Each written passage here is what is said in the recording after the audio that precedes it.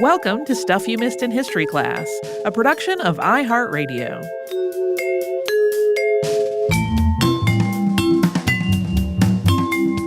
Hello and welcome to the podcast. I'm Tracy V. Wilson. And I'm Holly Fry. I don't think we've talked very much on the show about the Shakers. They're more formally called the United Society of Believers in Christ's Second Appearance, and there were as many as 6,000 Shakers in the middle of the 19th century, but their numbers started declining after that point. Today, there is only one active Shaker community remaining. It's in Maine, and over the last few years, it has had between 2 and 3 members. Today's subject was a Shaker, but was also something of an outlier among the Shakers. Shakers were known for their rural, utopian communities, but Mother Rebecca Cox Jackson established a community in the city of Philadelphia. This was the only known urban Shaker community.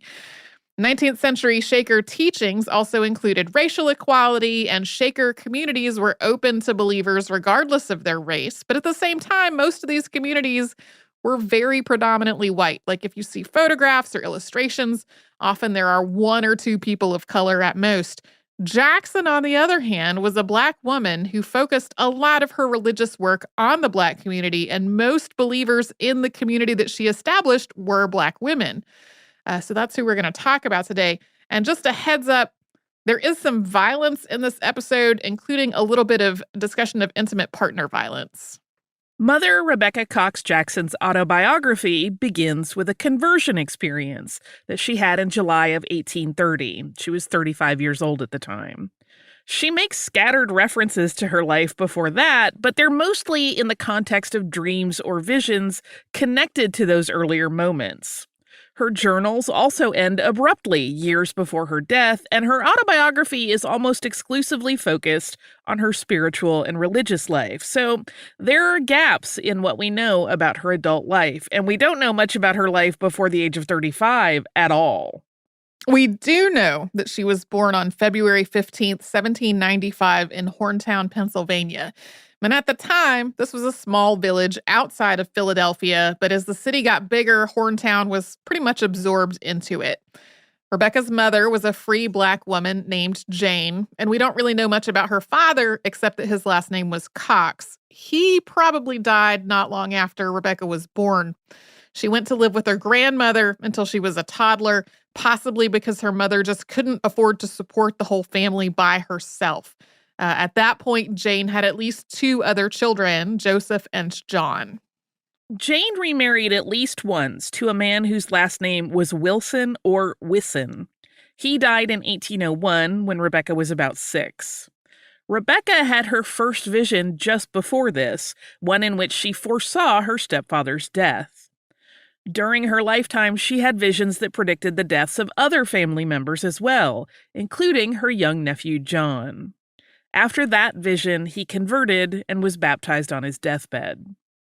Rebecca's grandmother died when she was 7. And then when Rebecca was about 10, she became responsible for looking after 2 younger half-brothers. In her adult writing, Rebecca described herself as the only one of her mother's children who, quote, had not learning. That's probably because she was the only one who couldn't go to school because she had all these other duties to her siblings. Rebecca's mother died when Rebecca was 13, and she went to live with her 31-year-old brother, Joseph Cox. He worked at a tanning yard and was also a preacher and an elder at Bethel African Methodist Episcopal Church in Philadelphia. He was probably a widower. Rebecca's writings never mention a wife. Rebecca started working as a seamstress while also keeping her brother's house and looking after his 6 children.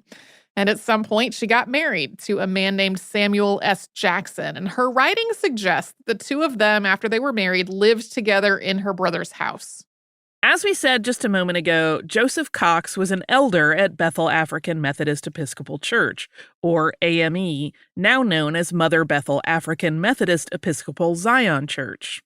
This is one of the oldest African Methodist Episcopal congregations in the United States and one of the first Black churches of any denomination in the country. The church was at the heart of Philadelphia's free Black community, with ties to the abolitionist movement and to the Underground Railroad. The African Methodist Episcopal Church was founded in the face of racism and discrimination among other Methodist congregations. But the Methodist Church had been at least somewhat more welcoming toward Black members than a lot of other denominations were, and they had actively ministered to Black communities. This is something we talked a little bit about not long ago in our episodes on William Apis. So by the time Rebecca Cox Jackson got to adulthood, there was already a tradition of Black Methodist communities, including Black clergy and lay ministers and Black-led prayer groups. While the clergy and other church leadership were typically men, a lot of prayer groups were formed among women and focused specifically on women's spirituality. Although Rebecca Cox Jackson eventually became a Shaker, her early religious experiences were largely within more mainstream churches like the African Methodist Episcopal Church. As we said earlier, Jackson's autobiography starts with a religious experience that she had in 1830 when she was 35. She saw that as the true beginning of her life. She had always been so afraid of thunderstorms that she would hide from them in her bed. During a particularly bad storm, she started to feel like the storm itself was announcing the end of her life. She prayed, either for death or for redemption, and suddenly, everything shifted. Instead of being a messenger of death, the lightning became, quote, the messenger of joy, peace, and consolation. Her fear of thunderstorms immediately fell away, and she saw them instead as messages from God. About 6 months after this experience, Jackson made a public confession and was baptized by Mary Peterson, who was the wife of a Presbyterian minister from Philadelphia. Peterson was part of a women's prayer circle or covenant circle that Jackson was involved with, and Jackson eventually became its co-leader. Jackson didn't offer much specific detail about her relationship with her husband, but she does mention that he liked to gamble and that he used obscene language. But after Rebecca's conversion, Samuel seems to have been pretty supportive of her religious pursuits, at least at first. Rebecca started a smaller prayer group with her husband and a couple of other people so they could talk about their experiences in a more private setting. Some of the prayer groups that formed within Methodist communities during this time were focused on sanctification. So when a person converted to Methodism, they felt that their sins had been forgiven through divine love and grace. But then sanctification went beyond that to fully free a person from sin.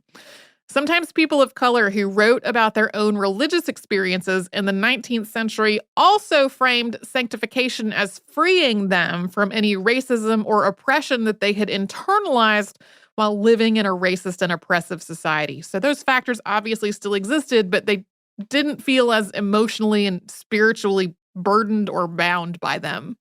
Rebecca Cox Jackson had a sanctification experience in 1831. And that experience, in her words, quote, destroyed the lust of my flesh and made me hate it. She came to believe that her body was God's and God's alone, and that sex was sinful even in the context of a marriage. She talked to her husband about this newfound conviction, and her description of what happened during this conversation sounds almost otherworldly. He had gone into the cellar to get some firewood, and he'd left the door open. And there was also a pot of coffee boiling on the stove in the kitchen. Jackson kept placing her hands on the stove and then walking toward the open cellar door with her eyes closed. But the stove never burned her, and she never fell down the stairs into the cellar. She opened her eyes after doing this several times, and Samuel was looking at her as though he was afraid of her. Rebecca explained to Samuel that her newfound conviction wasn't about her personal desires or about her feelings about him. It was that her body no longer belonged to her. It belonged entirely to God. Jackson describes her husband as understanding this as a divine experience and attending prayer meetings with her for several weeks with the hope of having some kind of revelation of his own. But eventually, Samuel stopped being supportive. Years later, when the two of them separated, Jackson said that she had become afraid of him, including being afraid for her life, and that she had only survived the last years of her marriage because her gift of foresight had made it possible to avoid the worst of his violence. We'll talk about how Jackson's life changed after this sanctification experience after we take a quick sponsor break.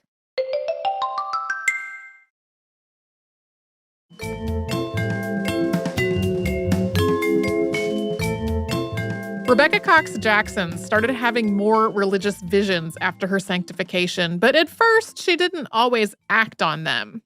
In one case, there was a woman she knew who was sick, and Jackson felt that she should pray for this woman. But then she thought, quote, her husband is a Presbyterian and don't know you, and if he comes in and sees an old black woman in his chamber praying for his wife, he will push you into the street. So she didn't. This woman later died, and her family said that she had thought Jackson was coming to pray for her and did not understand why she had not. In another incident, Jackson had a premonition that another woman was going to die in about 2 weeks, and that Jackson needed to tell her so that she could put her affairs in order. But Jackson was again afraid. She thought that she might be branded as a false prophet. This woman also died, and Jackson felt deeply remorseful. After all of this, Jackson committed herself to trusting her visions and to always obeying God's commands to her. And in her mind, this was a binding covenant. At around the time that all of this was happening, Jackson also learned to read.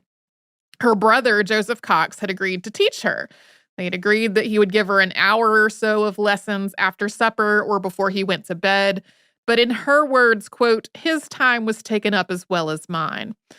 This became a big source of frustration, but a bigger frustration was when Jackson realized that Cox was not just taking dictation when he wrote out letters for her, he was editing her words as she spoke. When she realized this, she told him, quote, I don't want thee to word my letter. I only want thee to write it. Jackson was really hurt by her brother's actions, but then in her words, quote, these words were spoken in my heart. Be faithful, and the time shall come when you can write. Later, when she was sewing, another message arrived in her mind. Quote, who taught the first man on earth to read? Answer, God. Well, God is unchangeable, and if he taught the first man to read, he can you. After this, she opened a Bible and realized that she could read it. She told her husband that she could read, and he said she had probably just memorized those verses, so she turned to some verses that she did not know. She read them as well. After this, she read from the Bible every day and eventually realized that she could read whatever she wanted. She also learned to write, and afterwards she regularly kept a journal, something that she kept up for about 3 decades. She also felt called to write about religion and spirituality as it was told to her through things like visions and dreams and divine revelation, saying, quote, I am only a pen in his hand.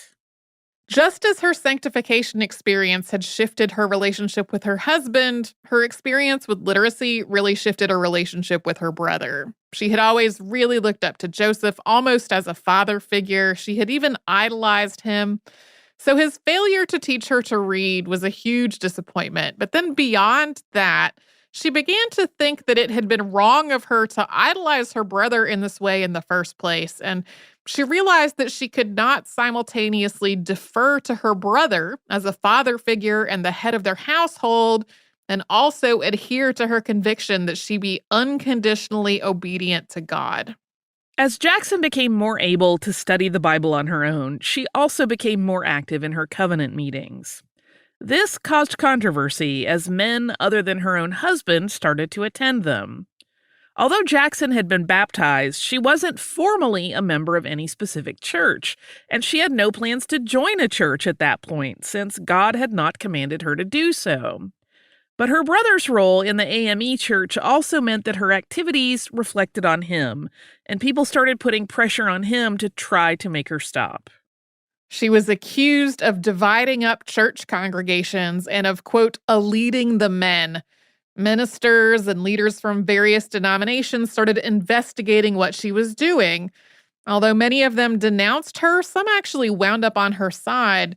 For example, Bishop Morris Brown of the African Methodist Episcopal Church attended one of her meetings. His intent was that he was going to make her stop preaching. But then afterward, he said, quote, if ever the Holy Ghost was in any place, it was in that meeting. Let her alone now. Jackson also found that ascetic practices like fasting and seclusion heightened her spiritual gifts. These gifts included visions and dreams that were sometimes violent and disturbing. She saw herself and various members of her family coming to harm.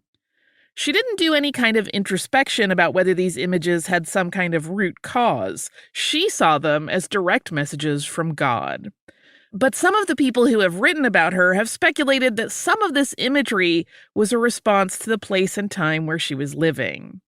In the early 19th century, there was a violent, racist backlash against the free black community and the abolition movement in Philadelphia and in Pennsylvania more broadly.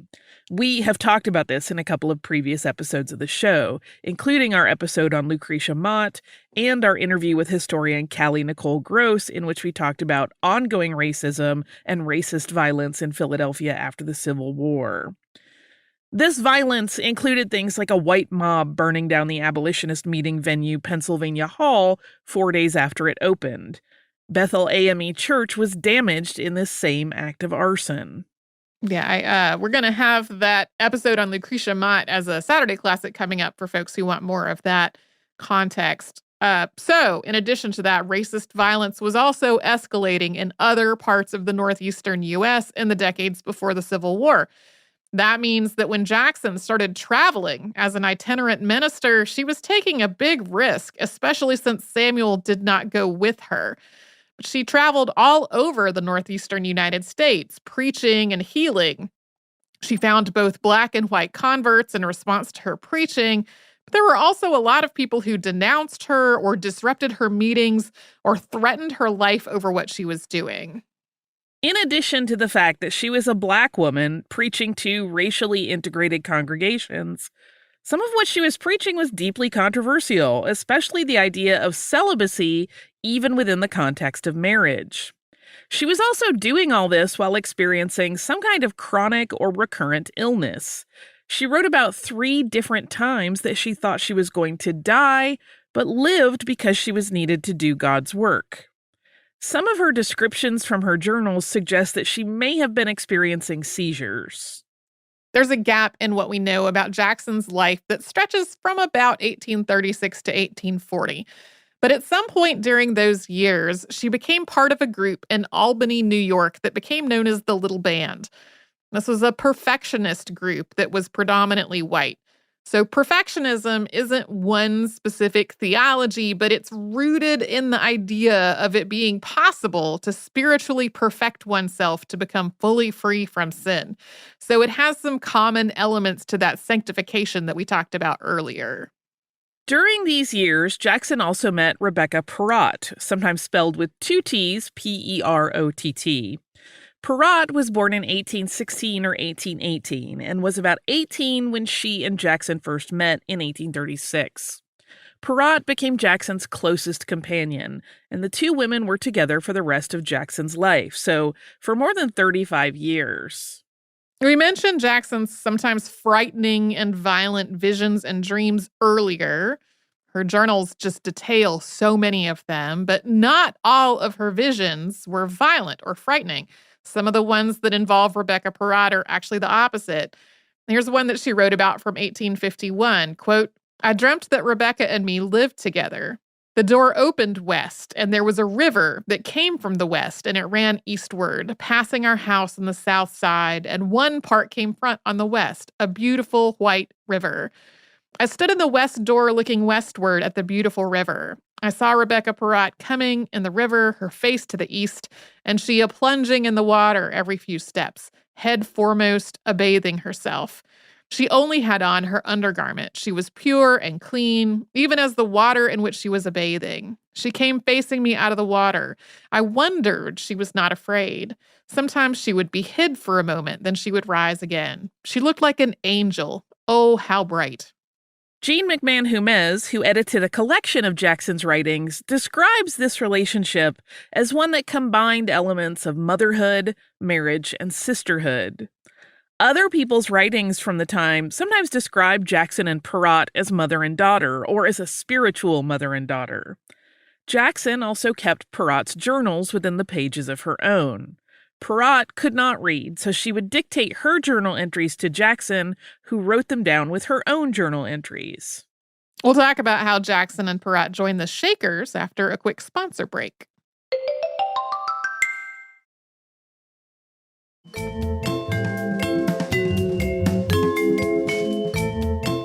At the end of 1842, several members of the little band, including its founder, Alan Pierce, visited a community of Shakers.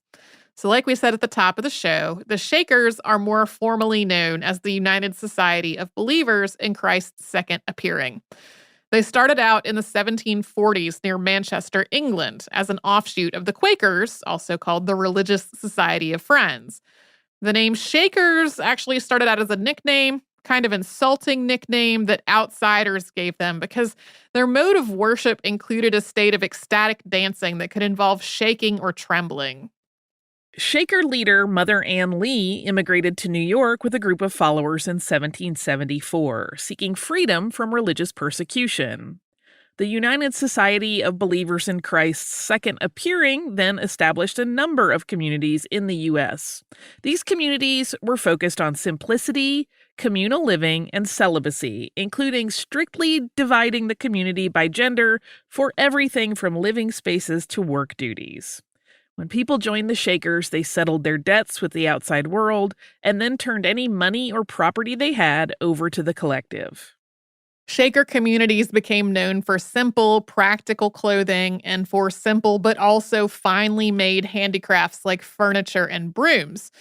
Because the people living in these communities were celibate, they could only grow through recruiting new adult members or through adopting, fostering, or indenturing children. That was something that led to accusations that Shakers were really kidnappers. Leaving the UK did not ultimately protect the Shakers from religious persecution. There was a whole anti-Shaker movement in the United States in the 19th century. Shaker beliefs were also connected to millenarianism, or the belief that before the Last Judgment, Christ would establish a kingdom of God on earth, which would continue for 1,000 years. Mother Ann Lee died in 1784, and some of her followers came to believe that she had been the second manifestation of the divine spirit to take a human form on earth, the first one being Jesus Christ. This aligned with Shaker beliefs that God had both male and female manifestations. In about the 1830s, a new belief arose within the Shakers, which was described as Mother Ann's work. This was rooted in the idea that Mother Ann was continuing her religious work in the spirit world, and that was leading spirits to manifest themselves to Shakers who were still living. This had some parallels to the spiritualist movement that was developing at about the same time, including mediums who acted as conduits for spirits and seance-like rituals. The number of Shaker believers peaked in the 1840s at about 6,000, living primarily among 18 rural communities in the northeastern U.S. and what was at the time thought of as the Western frontier. The largest of these communities was in Mount Lebanon, New York, and it was right around this time that Alan Pierce and the little band visited a Shaker community. Pierce felt that it was God's will for the little band to become Shakers as well. Over time, 16 members of the group did, including some children. But not all of the little band converted, and some of those who did ultimately wound up leaving. The Shaker way of life could be really difficult. It involved a lot of strict rules and hard work, and existing families were separated into new living and working groups after they became part of the community. Jackson was one of the people from the little band who didn't join the Shakers right away, although she did see a lot of overlap between her own beliefs and Shaker teachings. This included her belief in celibacy and the idea that a person could experience divine revelations directly from God. Shakers described these revelations, prophecies, and spiritual manifestations as gifts, and the gifts that Shakers experienced were much like the religious and spiritual experiences that Jackson had in her own life. Even though she didn't become a believer right away, Jackson did find a new level of zeal and urgency in her own religious work. She had been experiencing religious visions for years at this point, but after learning more about the Shaker belief in the dualism of God, more of the spiritual teachers who she saw in these visions were women. In 1847, Rebecca Cox Jackson and Rebecca Perrott formally joined the Shaker community at Watervliet, New York, just north of Albany. A few members of the little band who hadn't yet converted became believers at the same time. This was a little more than 4 years after Jackson's first visit to a Shaker community. She and Perrott continued to live together, and they were often known as either the two Rebeccas or the Black Rebeccas. Rebecca Cox Jackson's relationship with her husband Samuel had really been deteriorating for years. She had also come to the conclusion that it was just not possible to maintain both her religious life and her marriage, even if that marriage was celibate. When she joined the Shakers, she and her husband finally separated, and then he died at some point after that, although the exact date of his death is not clear. Samuel continued to appear in her dreams and visions, though, including an 1855 vision in which, quote, his countenance was sorrowful, such a one I think I never saw upon a mortal. Its expression seemed to implore mercy. She describes him as seeing and feeling that he had to put all his things in order and right all his wrongs, and that when he saw that she was ready to forgive him, quote, the tears of contrition flowed in abundance. In spite of all that commonality and overlap between Jackson's belief that she had come to on her own and Shaker teachings, she really had some trouble adjusting to the Shakers' way of life. Shaker communities tended to be rural and self-contained, but Jackson's own spiritual calling involved working among people to spread God's word. Believers were also beholden to the rules of their communities and to directions that were handed down by Shaker elders and eldresses, but Jackson was used to following what she saw as directions given directly to her from God. At the same time, she got a lot of praise for her work. For example, Shaker Rufus Bishop described her speaking at a public meeting in 1850 this way, quote, I do not know as I ever heard the spectators lectured in a more suitable and feeling manner in my life. Every sentence and word seemed to come with weight and power and breathed forth love and goodwill to the children of men. In 1850, the two Rebeccas got permission to make a brief visit back to Philadelphia. It seems like the leaders at Watervliet hoped this would ease some of the tension and disagreements that had been going on. It didn't, though, and after briefly returning to Watervliet, the two Rebeccas went back to Philadelphia again in 1851. Jackson essentially established an unsanctioned Shaker community. She really focused her work on Philadelphia's Black community. And although this is what she felt like she was called to do, she felt really guilty about this rift with Shaker leadership. In Philadelphia, Jackson and Perrott attended seances and spiritualist meetings. Jackson's journals describe sensing many spirits in the room at some of the seances they attended. Both of them had visions and prophetic dreams, which Jackson recorded in her journals. In one of Perrott's dreams, she, Rebecca Jackson, and a Shaker woman were all in England, where the Queen of England crowned Rebecca Jackson King of Africa and Rebecca Perrott Queen. Then she saw Africa, quote, with all her treasures of gold, together with all her inhabitants, and this was all given unto our charge. In 1857, the two Rebeccas went back to Watervliet, and they stayed there for about a year. Jackson was very ill during this time, describing pain and swelling in her eyes along with blindness. She eventually recovered, and in October of 1858, she was given leave to establish a small Shaker community in Philadelphia. Sometimes this is described as an out family. Permission to do this came from Eldress Paulina Bates, someone Jackson respected but had previously argued with over their differences in approach. Bates said she was speaking on behalf of Mother Ann Lee. According to Jackson's journals, Bates said, quote, now, Rebecca, you may go to your people and do all the good you can. Now you can go in the gift of God and in the gift of the ministry and elders. Now you are endowed with power and authority. Now the Lord hath sent you. You have waited for the Lord, and you go under a blessing. The two Rebeccas left for Philadelphia again on October 8th, 1858, after being given some money to cover travel expenses and some books on Shaker theology that Jackson had asked for. Jackson was holding, quote, solemn meetings in Philadelphia by the following April. Paulina Bates visited this little community several times a year until her death in 1884, and she eventually became somebody that Jackson loved and respected deeply as a religious companion and a mentor. The Shaker community that Jackson established in Philadelphia was primarily made up of Black women, and all of its leaders were Black. Some accounts describe them as living in a house on Erie Street, but several other addresses connected to this same community are shown in Shaker records as well. It seems as though the whole community followed Shaker teachings and practices, but only Jackson and Perrott received divine gifts and practiced healing. Although the journals of other Shakers mention visiting this Shaker community in Philadelphia, or they note that it existed, we don't have a lot of specific documentation of what day-to-day life was like there, or Jackson's activities while she was leading this community. As we said earlier, her journals stop abruptly 7 years before her death, and that happened on May 24th of 1871, probably from a stroke. Rebecca Cox Jackson was then buried near some of her blood relatives in Lebanon, Pennsylvania. After Rebecca Cox Jackson died, Rebecca Perrott took her name, sometimes becoming known as Rebecca Cox Jackson Jr. or as Rebecca Perrott Jackson.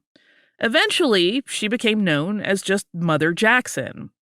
Sometimes this is described as an effort to honor Jackson and continue her work, but there are also less charitable interpretations, like that it was more about her own self-aggrandizement.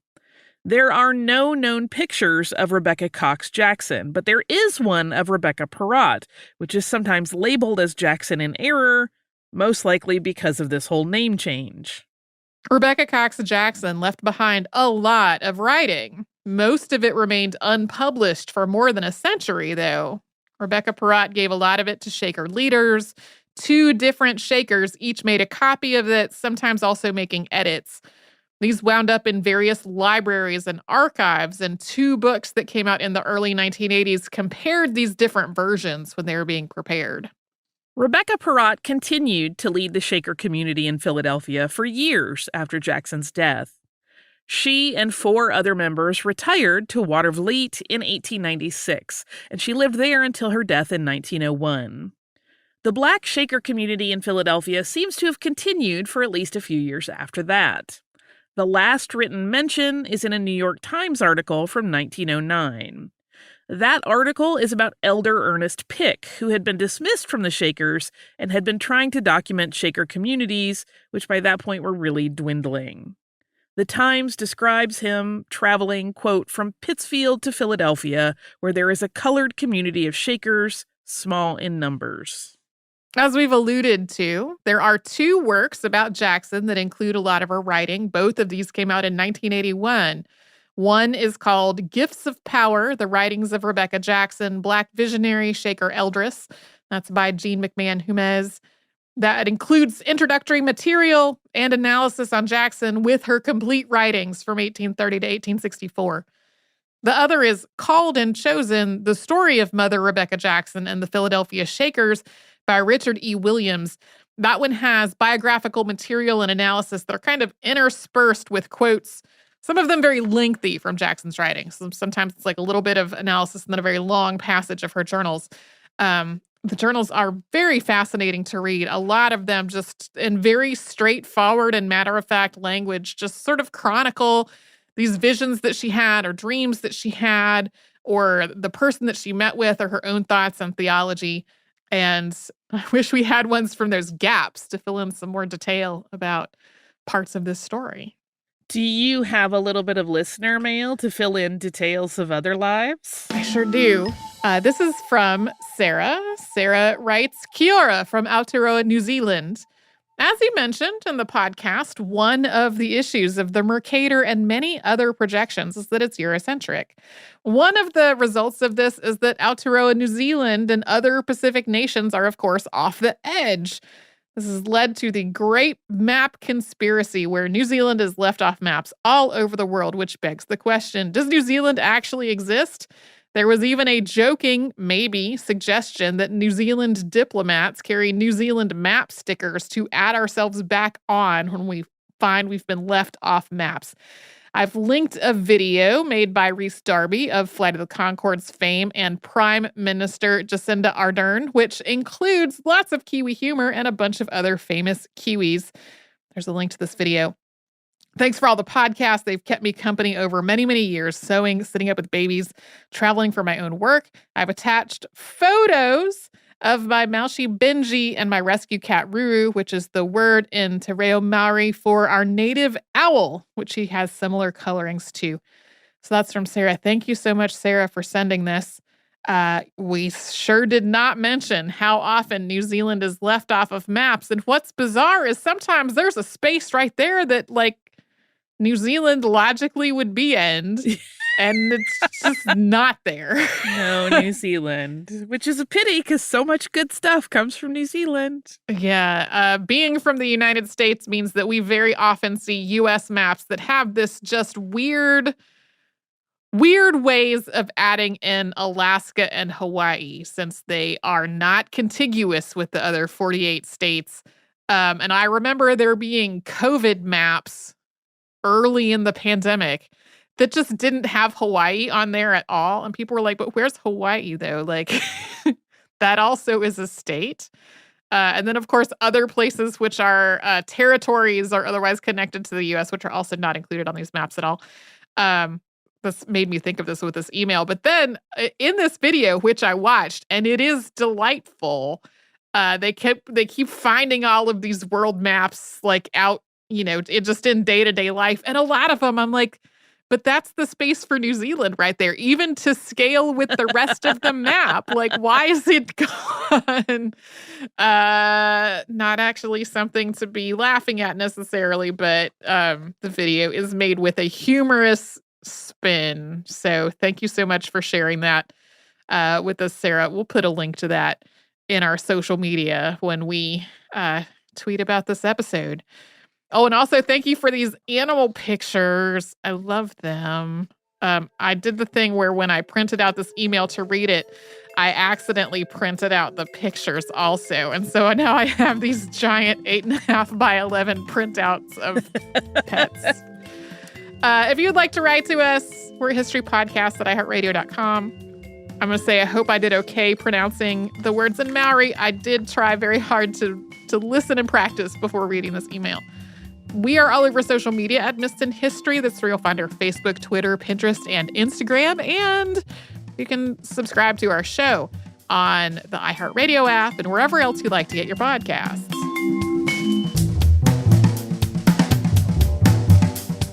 Stuff You Missed in History Class is a production of iHeartRadio. For more podcasts from iHeartRadio, visit the iHeartRadio app, Apple Podcasts, or wherever you listen to your favorite shows.